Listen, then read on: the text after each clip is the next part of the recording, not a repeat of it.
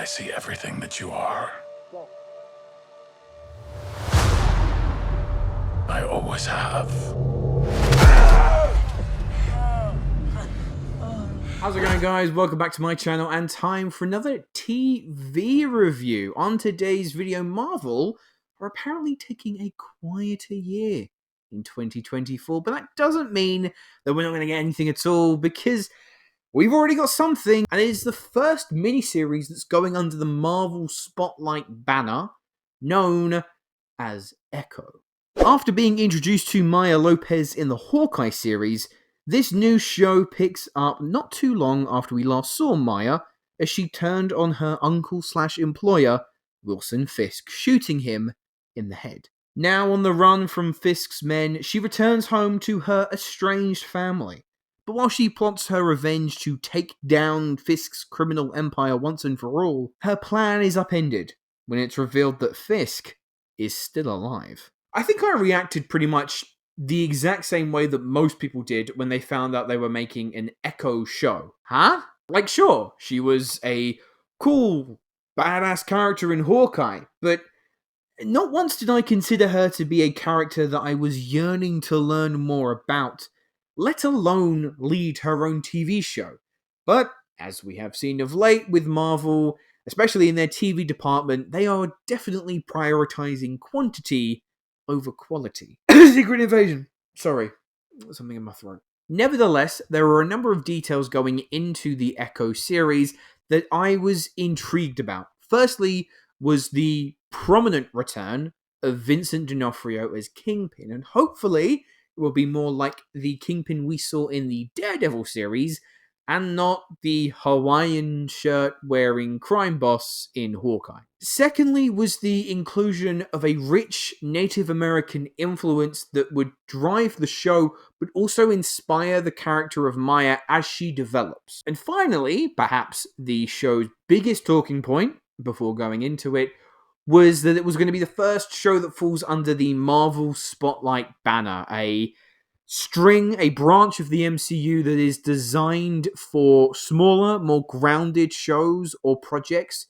to take place, where you can allow for a more mature tone and more mature violence. So how did Echo turn out? Yeah, it was fine. It was alright. It's a good thing that Echo only lasted for 5 episodes, because you can really tell that with a total runtime of 3.5 hours, it was spread far too thin. At best, this probably should have been a 2-hour Disney Plus original movie. Those extra 90 minutes, you could tell that the juice was running so low in the tank, we spluttered to the finale in places. The character of Maya does prove a strong enough hero to carry her own show, and Alaqua Cox is the one to thank for that. She retains the steely command that she demonstrated in Hawkeye. Now, there are certain aspects to her character that the show explores, and I'm not sure if everyone's going to love it, but I really appreciated what they were trying to accomplish. Vincent D'Onofrio, he does appear in the show, but I will get you to just rein in your expectations a little. He is the Daredevil Kingpin. This is not a watered-down version. He is bloody, he is brutal, but he's not in the show as much as you might think. Instead, he's like a looming presence that really only comes into play towards the conclusion of the series. He's the final boss at the end of the day. And Kingpin isn't the only Daredevil link that you will find in this show. If you have seen the trailers, you may know what I'm talking about. I'm not going to mention it just in case, but yes, episode 1, they show up. They do some pretty cool things. They do not appear for the rest of the series, so please don't think that that might happen. It's a one and done, but it's pretty good.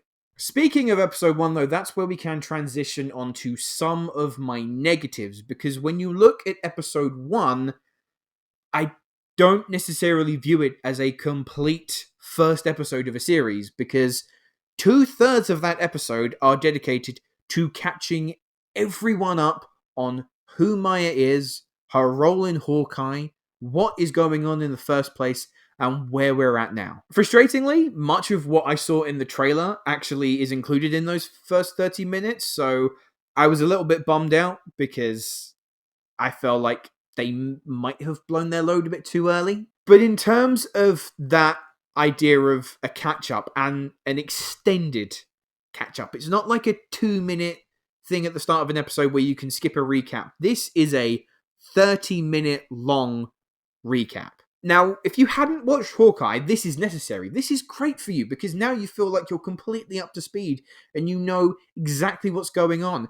But anytime you want to rewatch the show, you'll probably just fast forward over that because it's not part of like a linear episode. It is just pure catch-up. So as someone who did watch Hawkeye, as someone who was aware of where everything at, what the playing board was coming into this show, I didn't need this. And it's all to do with Marvel backing themselves into a corner, producing an endless stream of content that not very many people can actually keep up with.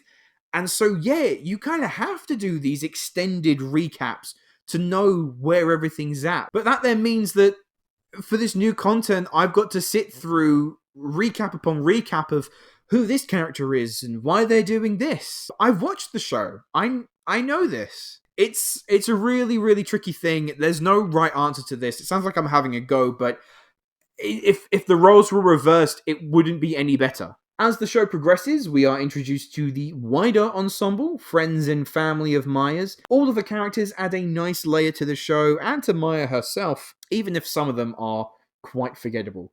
The screenwriters do make a significant deal about one of Maya's closest friends and how they were torn apart when they were younger, and now that Maya's returned, there's this frosty relationship between the two. And I thought that it was going to be going somewhere, and yet the focus is brought about for maybe half an episode, and then it's never brought up ever again. The action is pretty brutal with that option to lean onto a mature rating. The fights do pack an extra bit of punch. I can't completely say that if this didn't have the mature rating, would the show be any different because of it? I don't personally think so, but I think the fact that Marvel are at least willing to entertain it does bear a lot of promise for future projects like Blade and the Daredevil TV show. As for the finale, it had its ups and downs, but I think it ended in a fairly strong place. Maya developing her powers and how it relates to her Native American history and culture. That's where I thought that some people might be split. I appreciated what they did with it. I don't think it's entirely polished, and it leaves me a little bit confused as to the full extent of her powers, but I liked it. I liked that they just kind of went with it completely. And I am very excited about what could be in store for Kingpin's future, as he is definitely on track for a mayoral bid. Please appear in Spider-Man 4. Please appear in Spider-Man 4. So Echo was not a misfire for Marvel, and it proved that Maya Lopez could carry a show as a lead, but this is still very middle of the road for what we know Marvel can do. Honoring the Native American people and giving them the spotlight to lead an action series showcased a heck of a lot of great talent. But in my humble opinion, it didn't need to be a series. And in some respects, it didn't need to be a standalone project at all, but it is. And I think they did a fairly decent job with it. Overall, I'm gonna give Echo a 7 out of 10. Anyway, guys, those were my thoughts on Echo. Let me know, have you had a chance to see the show yet? What did you think?